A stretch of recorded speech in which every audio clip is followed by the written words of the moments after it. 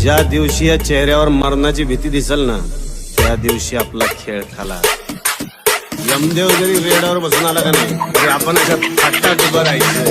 ते आपला अवतार बघून त्या रेड्याची फाटली पाहिजे.